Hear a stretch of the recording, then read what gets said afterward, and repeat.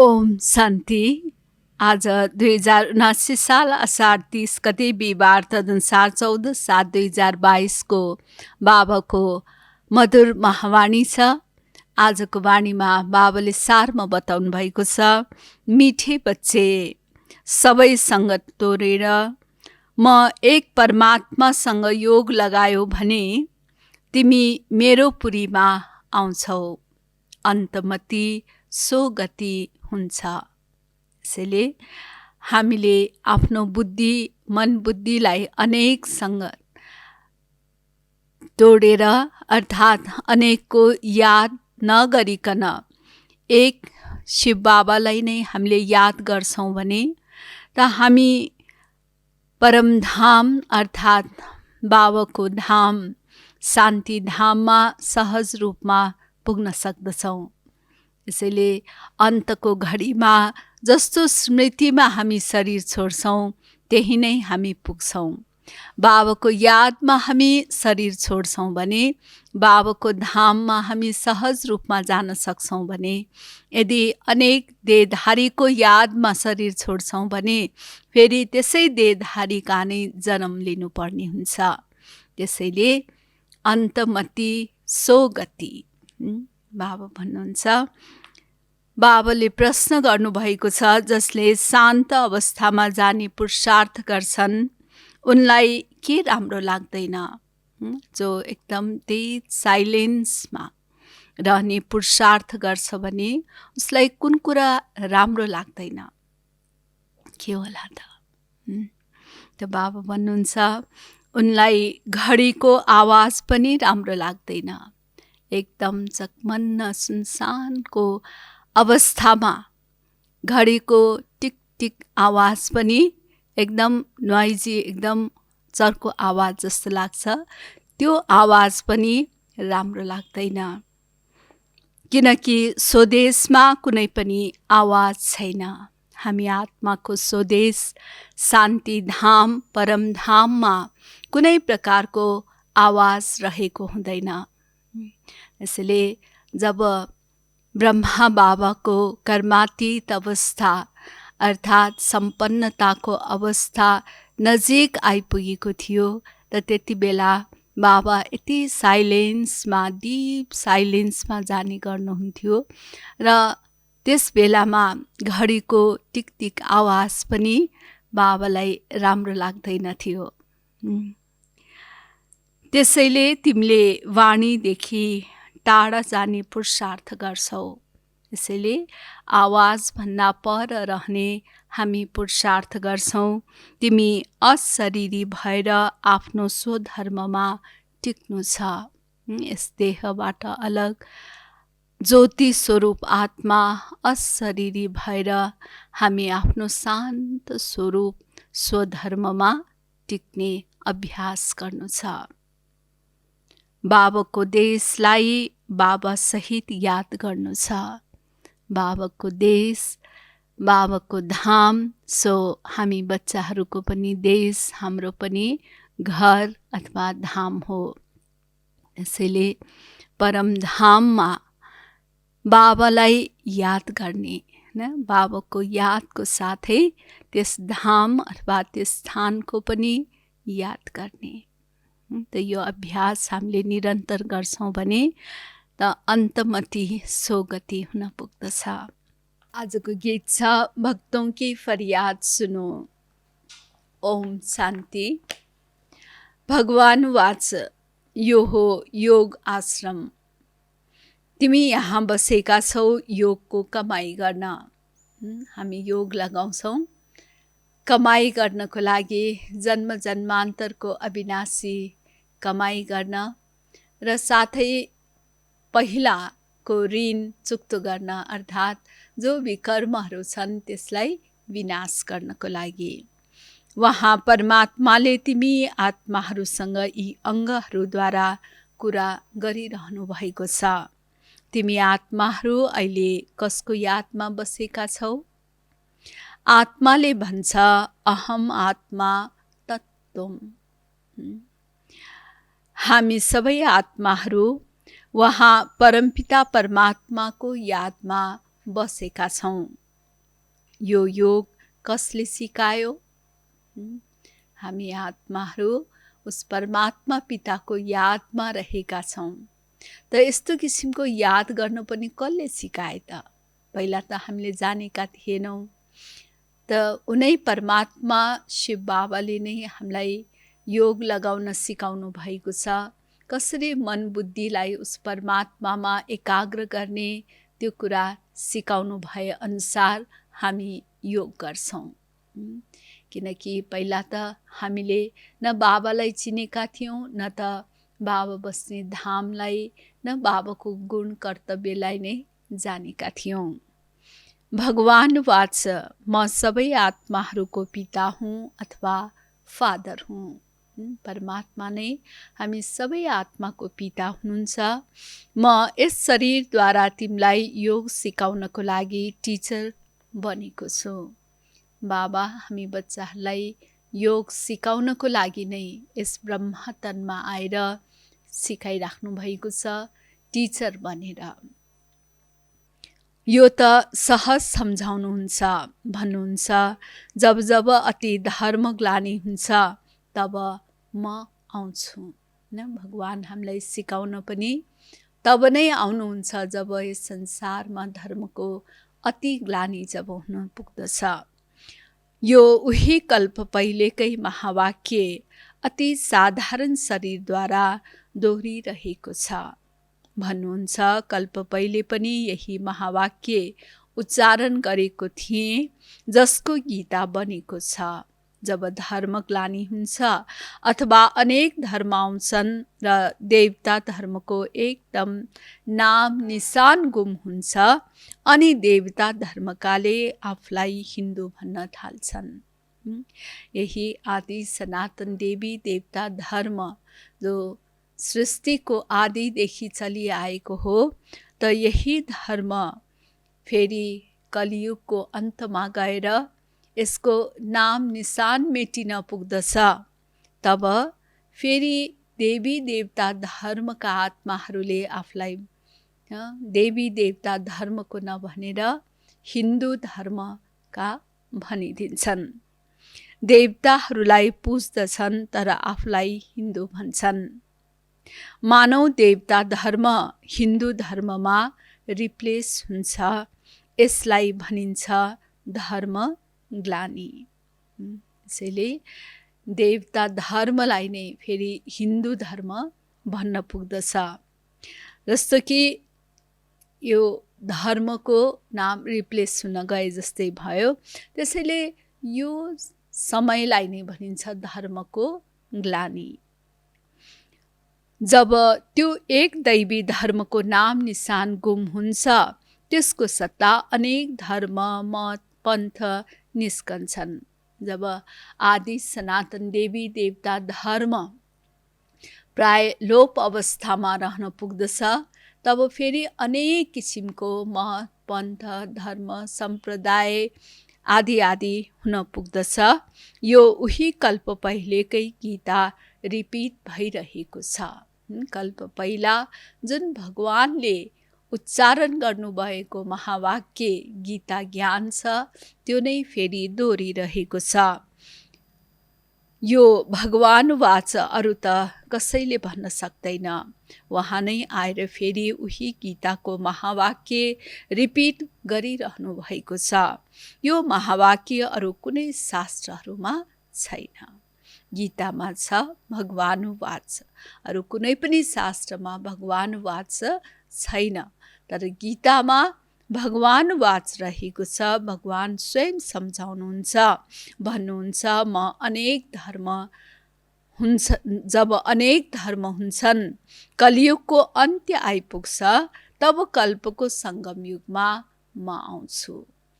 यस संसारमा जब अनेक प्रकारका धर्महरू हुन थाल्दछ र धर्मको अति ग्लानि हुन पुग्दछ, तब फेरि सत्य धर्मको पुनर्स्थापना गर्नको लागि कलियुगको अन्तको समयमा बाबा आउनुहुन्छ। जब अनेक धर्म हुन्छन्, कलियुगको अन्त्य आइपुग्छ, तब कल्पको सङ्गम युगमा म आउँछु, किनकि कलियुगलाई भनिन्छ तमो प्रधान, सत्युग हो सतो प्रधान, जहाँ भगवान भगवतीको राज्य अथवा देवी देवताहरूको राज्य चल्छ। त्यसैले सत्युग सतो प्रधान दुनियाँमा एकै राज्य रहेको हुन्छ, देवी देवताहरूको राज्य। त्यो पनि यसै स्टेजमा चल्छ। वैकुण्ठ कुनै अर्को ठाउँ होइन। यसै ठाउँमा देवी देवताहरूको राज्य थियो, जुन अहिले प्राय लोप भएको छ। यसै संसारमा, यसै धरतीमा देवी देवताहरूको राज्य थियो, जो अहिले प्राय लोप भएको छ। परमात्मालाई भनिन्छ गॉड इज नलेजफुल। वहाँ एउटै ज्ञानको सागर, आनन्दको सागर, सुखको सागर हुनुहुन्छ। भगवान कस्तो हुनुहुन्छ कि भगवान नै ज्ञानको सागर हुनुहुन्छ, नलेजफुल हुनुहुन्छ, आनन्दको सागर हुनुहुन्छ, सुखको सागर हुनुहुन्छ।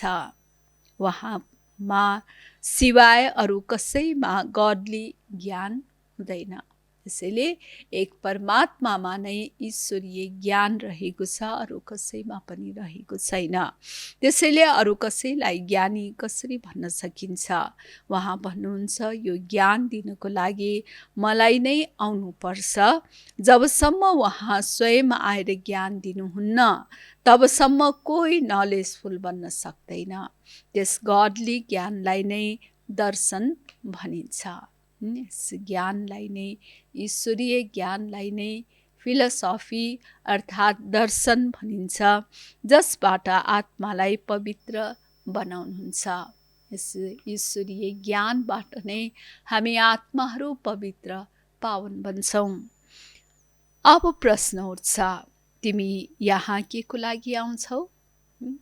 यहाँ हामी के को लागि आउँछौँ? बिहान सबेरै सबेरै घरको काम धन्दा पनि थातीमा राखेर दौडी दौडिकन किन आउँछौ त? के को लागि आउँछौ? तिमी कल्प पहिले जसरी फेरि आएका छौ, गडसँग गडली ज्ञान प्राप्त गरेर पवित्र बन्नको लागि। यहाँ हामी किन आउँछौँ त? भगवानसँग, गडसँग ईश्वरीय ज्ञान प्राप्त गरेर स्वयंलाई पवित्र बनाउनको लागि आउँछौँ। यो ज्ञान प्राप्त गर्नको लागि यस गॉडली स्कुलमा भर्ना हुनुपर्छ। अरू कसैले त गॉडली ज्ञान दिन सक्दैन। उनीहरूले भन्छन् हामी सबैमा गॉडली ज्ञान छ। कुन चाहिँ ज्ञान छ? सबैले आफूलाई धेरै ज्ञानी सम्झिन्छन्, तर बाबा भन्नुहुन्छ कि कुन चाहिँ ज्ञान छ भनिदिन्छन्, ईश्वर सर्वव्यापी हुनुहुन्छ। तर परमात्मा भन्नुहुन्छ, के भन्नुहुन्छ? मनुष्य भन्छन् कि परमात्मा सर्वव्यापी जहाँ तहीँ हुनुहुन्छ, तर बाबा के भन्नुहुन्छ? यो मिथ्या ज्ञान हो। यस्तो भन्नु यो झुटो ज्ञान हो, मिथ्या ज्ञान हो। म त सर्वव्यापी छैन, म त जो हुँ, जस्तो हुँ, तिमी बच्चाहरूको सामुन्ने प्रत्यक्ष हुन्छु। बाबा जो हुनुहुन्छ, जस्तो हुनुहुन्छ, जे हुनुहुन्छ, त्यस रूपमा हामी बच्चाहरूको अगाडि नै प्रत्यक्ष हुनुहुन्छ। जबसम्म म आफ्नो ज्ञान स्वयं आएर सुनाउन्न, मलाई कसैले चिन्न सक्दैन, न कुनै मेरो पासमा पुग्न सक्छ। त्यसैले स्वयं बाबाले नै हामीलाई जब आफ्नो सत्य परिचय दिनुहुन्छ, तब नै हामी बाबालाई यथार्थ रीतिले चिनेर जानेर अनि बाबाबाट हामी प्राप्ति गर्दछौँ, बाबाको पासमा पुग्न सक्छौँ। त्यसैले मलाई आउनुपर्छ र म आउँछु कल्पको सङ्गममा। त्यसैले बाबा आउने पनि निश्चित समय रहेको छ। जुन बेला मन लाग्यो त्यति बेला आउनुहुन्न। बाबा आउनुहुन्छ नै कलियुगको अन्त र सत्युगको आदको समय, जसलाई सङ्गम युग भनिन्छ। यस समयमा नै परमात्मा आउनुहुन्छ। त्यति बेला यो ज्ञान दिने डक्टर अफ फिलोसफी साधु महात्मा धेरै हुन्छन्, उनले पनि यही ज्ञान दिन्छन्, हामी सबै परमात्मा हौँ। आफूलाई बडे बडे महान विद्वान सम्झिनेहरूले पनि कस्तो ज्ञान दिन्छ कि भगवान सर्वव्यापी हुनुहुन्छ भनेर, जबकि स्वयं भगवान भन्दै हुन्छ यस्तो भन्नु यो मिथ्या ज्ञान हो। अहिले एकातिर भन्छन् परमात्मा एक हुनुहुन्छ, अर्कातिर उनीहरूका अनेक मत छन्। अब कसलाई मान्ने? जति मुख त्यति नै मत। त बाबा भन्नुहुन्छ दुनियाँमा अनेक मत छ, तर मेरो एउटै श्रीमत छ। अब कुनलाई मान्ने त? उनीहरूलाई गडले त मत दिनु भएको होइन नि। एकातिर छ भगवानको एक मत, अर्कातिर यतिका अनेक मत। परमात्माले भन्नुहुन्छ यतिका सबै अनेक मतलाई समाप्त गरेर एक मत स्थापना गर्न मलाई आउनुपर्छ। कल्प कल्पको यो प्रोग्राम मेरो अनादि रूपमा निश्चित छ। अरू राजा आदिको त 8-10 दिनको प्रोग्राम राख्छन्, तर परमात्माको त कल्प कल्पको प्रोग्राम गीतामा अनादि रूपमा निश्चित छ। हर कल्पमा बाबालाई आउनै पर्छ, यो ड्रामामा निश्चित रहेको छ। ब्रह्माको गुप्त वेशमा ब्रह्मा तनमा आएर भन्नुहुन्छ भगवान कसरी आउनुहुन्छ, कुन रूपमा आउनुहुन्छ त? उस निराकार ज्योति स्वरूप परमात्मा ब्रह्माको तनमा आएर भन्नुहुन्छ कि मैले उही कृष्णपुरी स्थापना गर्छु, जहाँ होली गड गडेज राजा रानी तथा प्रजा हुन्छन्।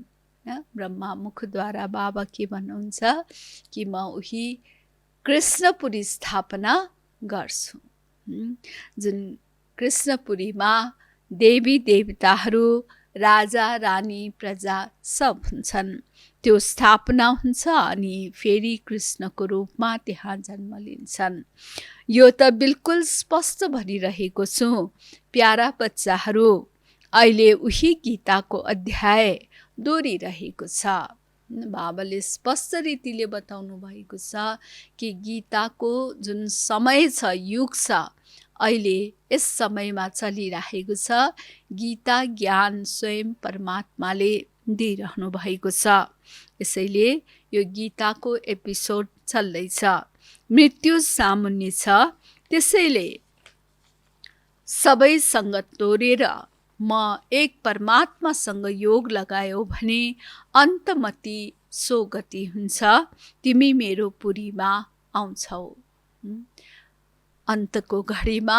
त्यसैले एक बाबाकै यादमा रहनु छ, किनकि यस संसारमा जति पनि हामीले देखिरहेका छौँ यो सब खतम हुनेवाला छ। त्यसैले यी सबैसँग बुद्धि योग तोडेर, चाहे व्यक्ति होस्, वस्तु होस्, वैभव धन सम्पत्ति होस्, यो सब खतम हुनेछ।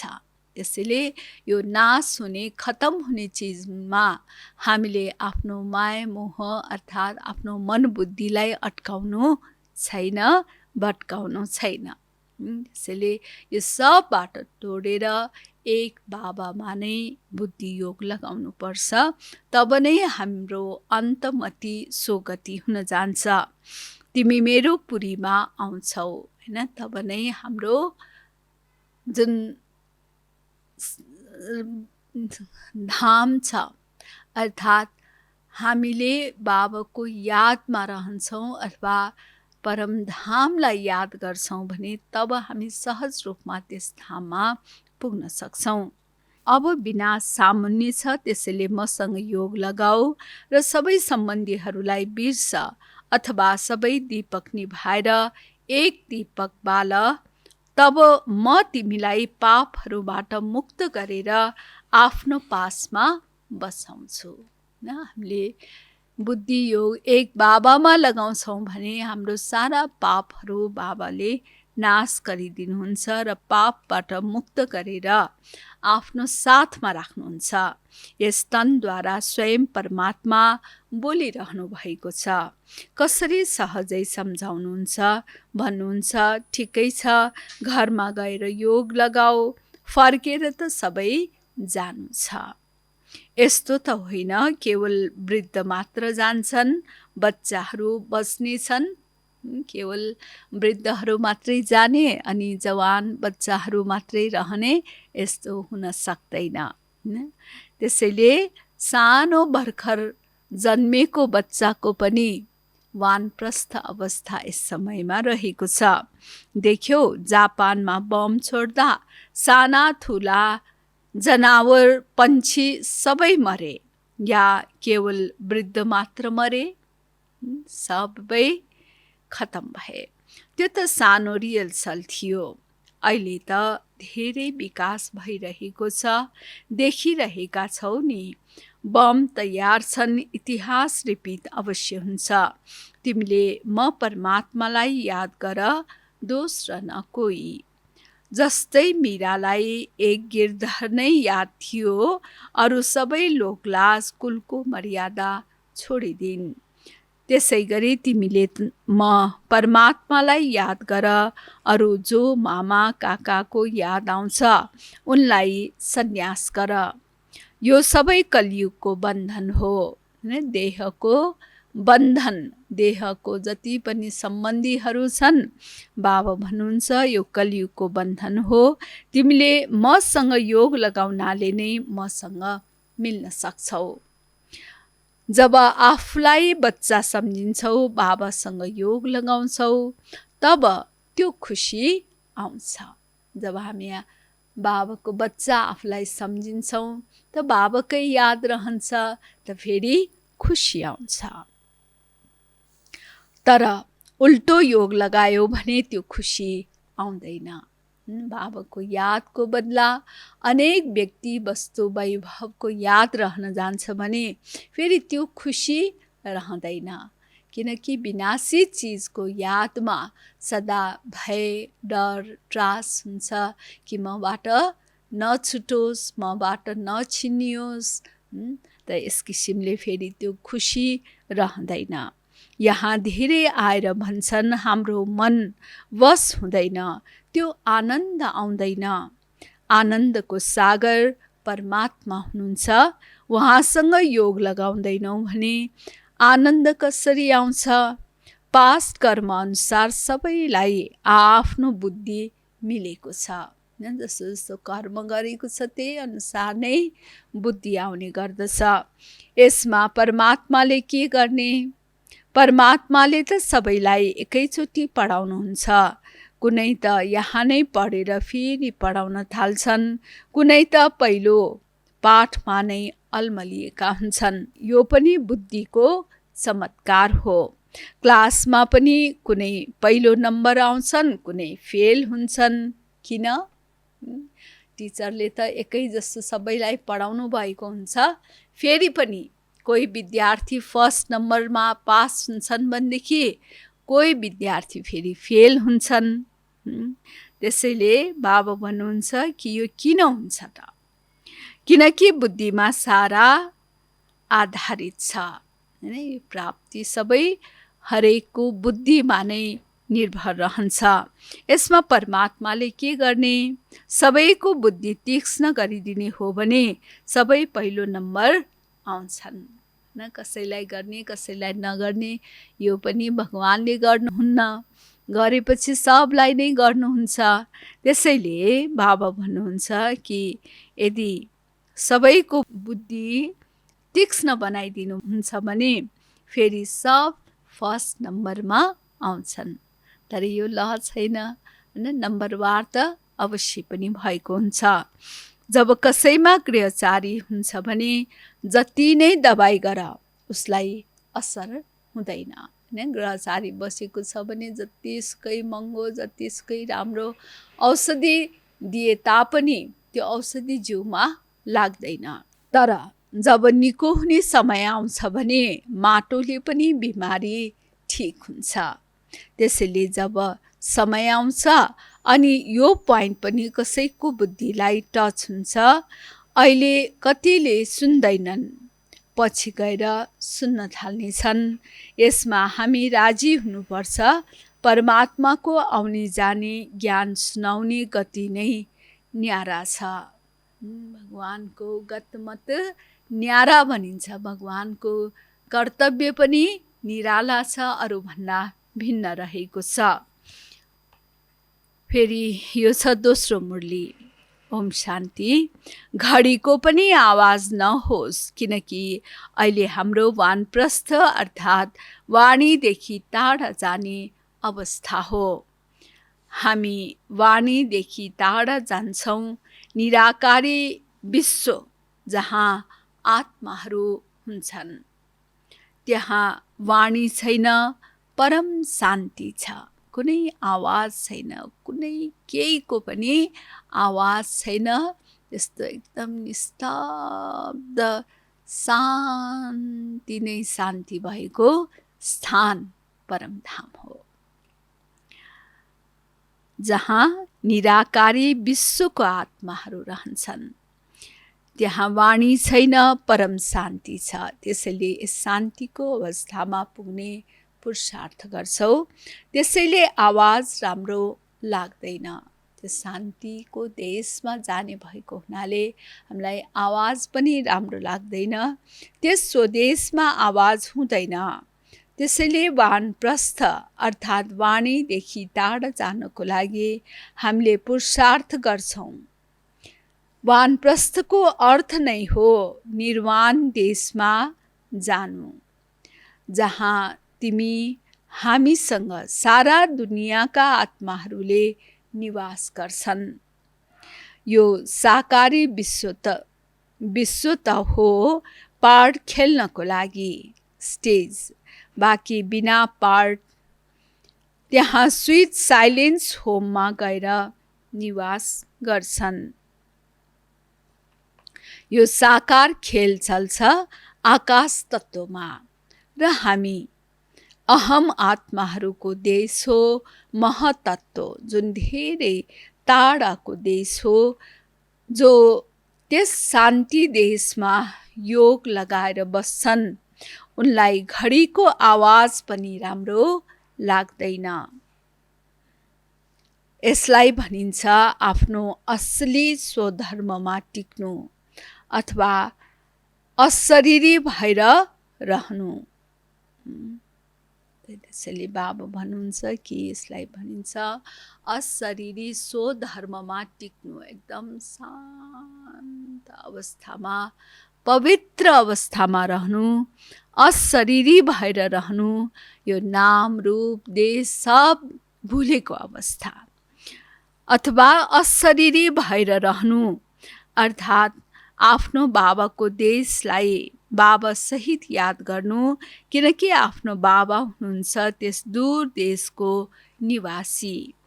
त्यहाँदेखि आउनुहुन्छ यस पराई देशमा। किन आउनुहुन्छ? के को लागि यस पराई देशमा आउनुहुन्छ त? परमपिता परमात्माले भन्नुहुन्छ मलाई पनि पुरानो शरीरमा र यस पुरानो सृष्टिको विनाश गरेर नयाँ दैवी सृष्टि स्थापना गर्न आउनुपर्छ। पुरानो घरमा जो आउँछ अवश्य शरीर पनि पुरानो लिनुपर्छ नि। यहाँ नयाँ दिव्य शरीर आओस्। कहाँबाट दिव्य शरीर आओस्? बाबा भन्नुहुन्छ इनको पनि पुरानो तन हो, जुन तनद्वारा श्री कृष्णको राजधानी स्थापना गर्नुहुन्छ। इनको पासमा जो आउँछन् उनलाई पहिले साक्षात्कार पनि त्यस वैकुण्ठमा हुन्छ। वैकुण्ठको बाल लीला, रास लीला देख्छन् अथवा विष्णुको साक्षात्कार गर्छन्। किनकि यदि सुप्रिम सोलको साक्षात्कार गराए भने उनले बुझ्न सक्दैनन् यो के चीज हो भनेर। किनकि बाबाको बारेमा त कसैलाई थाहा छैन। कुनै परमात्मा हुनुहुन्छ, पूजा त गर्छन् तर जानेका छैनन्। उनीहरूले त भन्छन् परमात्मा सर्वव्यापी हुनुहुन्छ। यसरी त सबै परमात्मा भए, बाँकी शिवलिङ्गको कर्तव्यको बारेमा त कसैलाई थाहा छैन। यहाँ हाम्रो परमपिता हुनुहुन्छ, जसले आएर स्थापना, विनाश, पालना गर्न 3 रूप धारण गर्नुहुन्छ। उहाँ त यसै समयमा आएर आफ्नो कर्तव्य बताउनुहुन्छ। त्यसलाई वैकुण्ठको बादशाहीको हकदार बन्नु छ। ऊ यहाँ आएर मेरो बच्चा बनोस्। बाबाको वर्षाको अधिकारी बन्नको लागि पहिला त बाबाको बच्चा बन्नु पर्यो। बाबाको हर आज्ञालाई पालन गर्छौँ भने तब हामी वर्षाको अधिकारी पनि बन्छौँ। म उसलाई सम्पूर्ण निर्विकारी बनाएर आफ्नो राजधानीमा लैजान्छु। उहाँ आउनुहुन्छ नै सबै मैला आत्मालाई शुद्ध बनाउन। यसबाट प्रवृत्ति पनि पवित्र हुन्छ। जब आत्मा एकदम मैलो बन्न पुग्दछ, तब फेरि त्यसलाई स्वच्छ बनाउन शिव बाबा आउनुहुन्छ। त्यहाँ त आत्मा पनि पवित्र र 5 तत्त्व पनि पवित्र हुन्छन्। हो नै दैवी दुनिया, त्यसको के कुरा हैन। दैवी दुनिया जहाँ सुख, शान्ति, आनन्द हर प्रकारले भरपूर रहेको दुनिया। यस समयमा त्यो दैवी दर्शन लोप भएको छ। कसैलाई थाहा छैन यहाँ दैवी दुनिया पनि थियो, कि यसै संसारमा दैवी दुनिया पनि थियो भन्ने कुरा सब बिर्सिसके, थाहै छैन। उनले सम्झन्छन् माथि आकाशमा कहीँ देवताहरू रहन्छन्, तर उनको चित्र यहाँ छ, इतिहास यहाँ छ भने अवश्य यहाँ आएर गएका हुन्। मनुष्य सम्झिन्छन् कि दैवी दुनिया माथि आकाशमाथि रहेको छ भन्ने कुरा। तर यसै संसारमा, यसै देशमा अनेक यादगार मन्दिरहरू बनेका छन् भने यसबाट यो सिद्ध हुन्छ कि उहाँहरू यसै स्थानमा जन्म लिएर शासन गरेर जानुभएको थियो। यो दुनिया त सदा चलिरहन्छ, प्राय त कहिल्यै हुँदैन। जब विनाश हुन्छ अनि सबै आत्माहरू जान्छन्, बाँकी दैवी धर्म यहाँ स्थापना हुन्छ। बाबा भन्दै हुन्छ कि दैवी धर्म यहाँ स्थापना हुन्छ। जस्तै अनाज सबै खाइँदैन, धेर थोर बचाइन्छ रोप्नको लागि। जो धानहरू हुन्छ त्यो सबै खाएर सिद्ध्याउँदैन, अलिकति भन्ने भए पनि जोगाएर राख्छ। कमै छ भने पनि आफू नखाइकन भए पनि अलिकति मात्रै खाएर भए पनि बिउको लागि जरुर जोगाएको हुन्छ। यदि बिउ नै छैन भने फेरि रोप्ने कसरी फेरि अनि प्राप्ति गर्ने। त्यसैले थोरै भए पनि बचाएर राख्छ रोप्नको लागि, नत्र बीज कहाँबाट ल्याउने। यदि प्रलय हुने भए त अनाज पनि समाप्त हुन्छ। फेरि रोप्नको लागि अनाज कहाँबाट आउँछ, जसबाट अर्को निस्कियोस्। त्यसैले अनाज पनि मानव अनादि हो र मनुष्य पनि अनादि नै हुन्। त्यसैले परमात्माले केही बीज बचाएर बाँकी सबैलाई लैजानुहुन्छ। जसरी अनाज सबै खाइँदैन, बिउको लागि अलिकति जोगाएर राखिन्छ, त्यस्तै परमात्मा शिव बाबाले पनि सबै मनुष्यहरूलाई एकैसाथ लानुहुन्न, थोरै बाँकी राख्नुहुन्छ, जसबाट फेरि सृष्टिको वृद्धि हुन्छ। परमात्माले पनि भन्नुहुन्छ, मैले अनेक धर्म विनाश गरेर एक धर्म स्थापना गर्छु। यस्तो त भन्दिनँ मैले प्रलय गरिदिन्छु न, किनकि परमात्माले कुनै प्रलय त गराउनु हुने होइन। यो सबैको अन्तिम समय हो। फेरि मृत्युलोकमा कुनै जन्म हुँदैन। सबै जान्छन्। कहाँ जान्छन्? परम धाम घरमा जान्छन्। त्यसमध्ये थोरै बीज बच्छन्, जसबाट बिस्तारै बिस्तारै बढेर त्रेताको अन्त्यसम्म 33 करोड देवी देवताहरू हुन्छन्।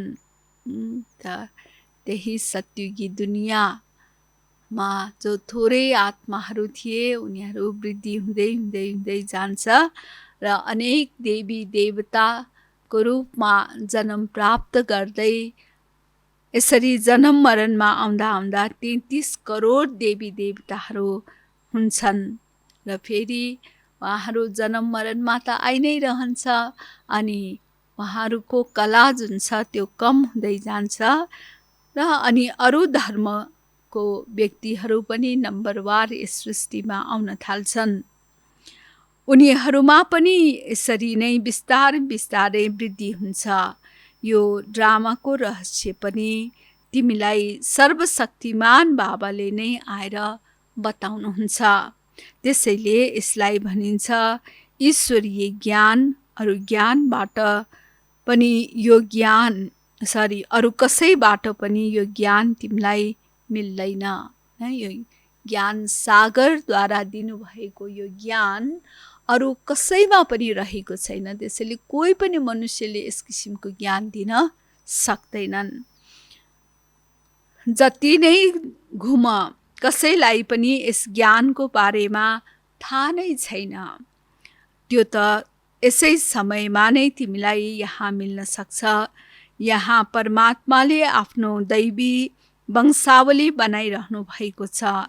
परमात्मा भन्नुहुन्छ, यदि मेरो रोयल घरानामा आउनु छ भने यो तन मलाई सुम्पिदेऊ।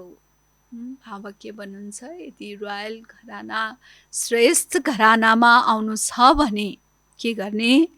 कि यो तन जुन छ यसलाई पनि बाबामा नै सुम्पिदिने। मैले आफू समान पवित्र बनाएर वैकुण्ठ लैजान्छु। तब बाबा हामीलाई पवित्र पावन बनाएर वैकुण्ठ धाम लैजानुहुन्छ।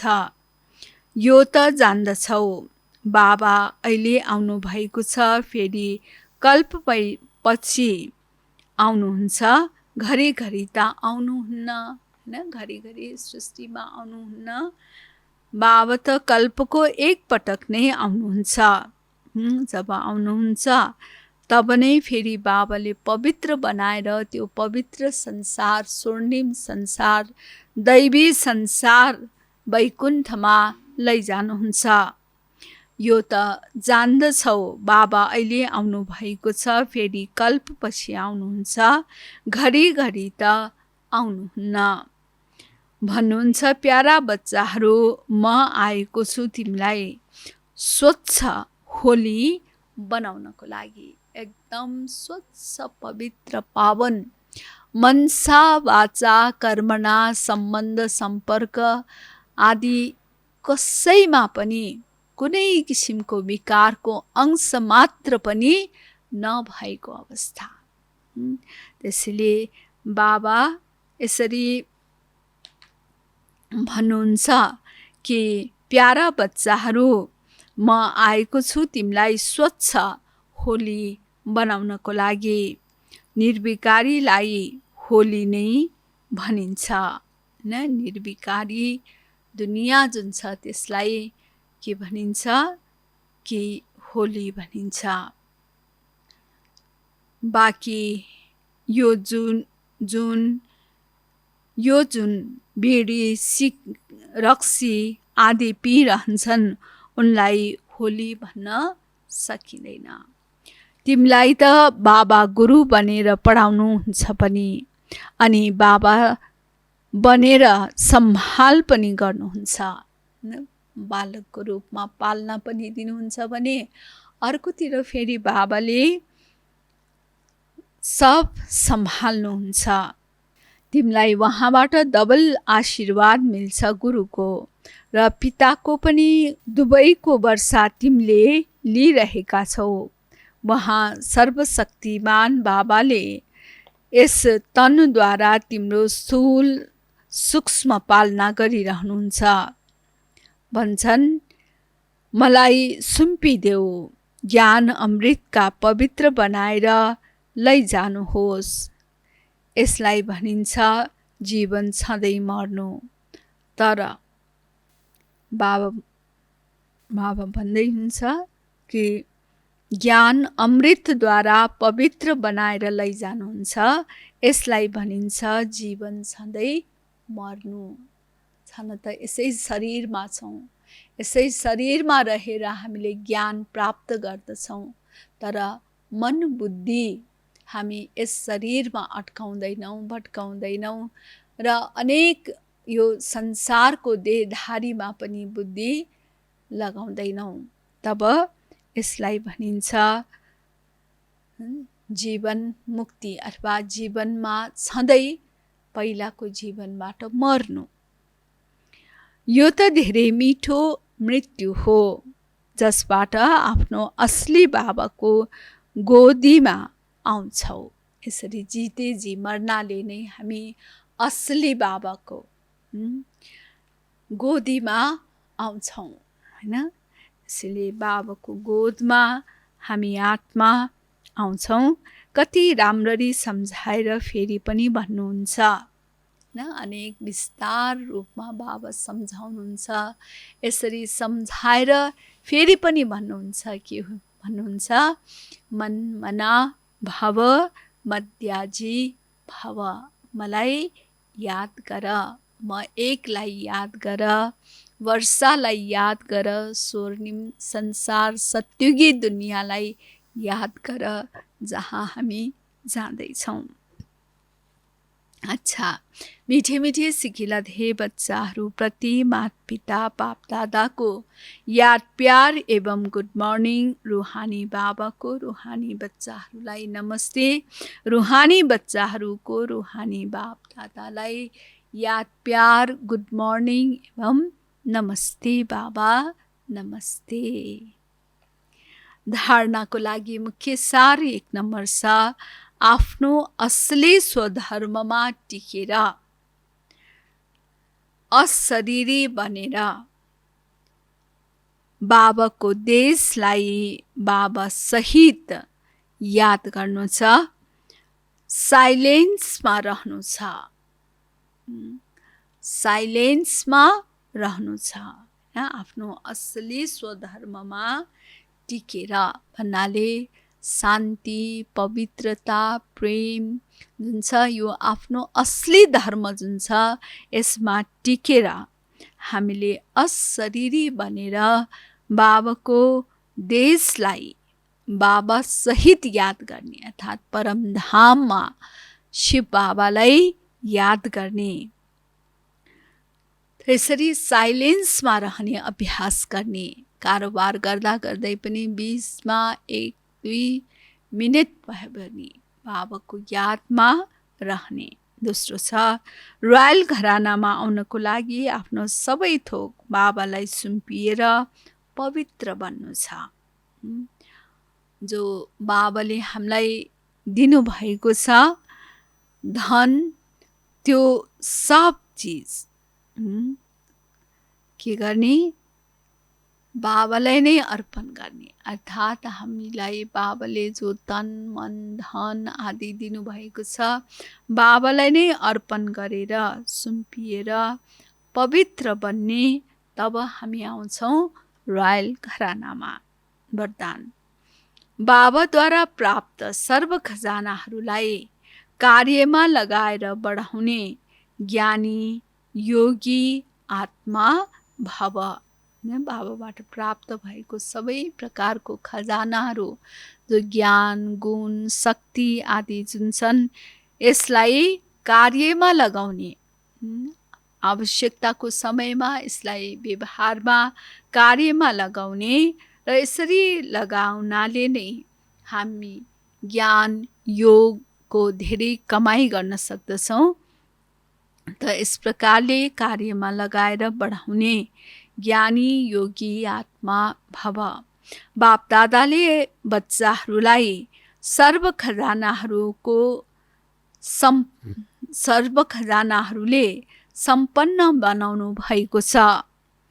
तर जसले समयमा हर खजानालाई कार्यमा लगाउँछन् उनको खजाना सदा बढ्दै जान्छ। बाबाले दिनुभएको खजानालाई यदि हामीले आवश्यकता अनुसार समयमा प्रयोग गर्छौँ भने त त्यस बापत बाबा हामीलाई के दिनुहुन्छ? धेरै खजाना दिनुहुन्छ। उनले कहिले पनि यस्तो भन्न सक्दैनन् चाहेको त थिइन तर भइहाल्यो। खजानाहरूले सम्पन्न ज्ञानी योगी आत्माहरूले पहिला सोच्छन् अनि गर्छन्। कुनै पनि काम गर्नुभन्दा अगाडि पहिला राम्ररी सोच्छन् अनि त्यसपछि मात्रै काम गर्छन्, सही निर्णय लिने गर्दछन्। उनलाई समयअनुसार टच हुन्छ। उनले फेरि क्याच गरेर प्र्याक्टिकलमा ल्याउँछन्। एक सेकेन्ड पछि पनि गरिसकेपछि सोच्नेलाई आत्मज्ञानी भनिँदैन। बाबा भन्दै हुनुहुन्छ एक सेकेन्ड पछि पनि गरिसकेपछि सोच्नेलाई ज्ञानी आत्मा भनिँदैन। अब बाबा भन्नुहुन्छ कि अहिले ट्रेन आउँदैछ, त्यस ट्रेनमा तिमी फलानु ठाउँमा जाऊ। कोही बच्चाहरू त तुरन्तै प्याकअप गरेर गइहाल्छन्। त कोही बच्चाहरू अब तयारी हुनलाई त्यो टाइम लागिहाल्छ, मिलाउन ओर्न त 1-2 घन्टा त लागिहाल्छ।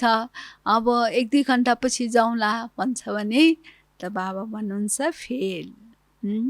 त्यसैले बाबा भगवानको महावाक्य हो।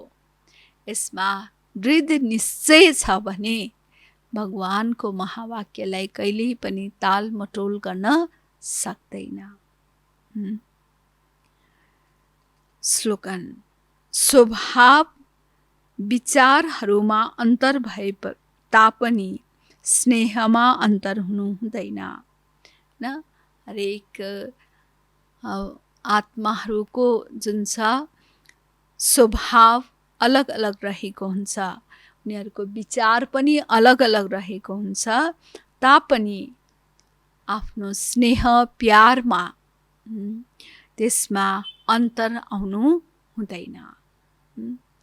अच्छा, ओम शान्ति।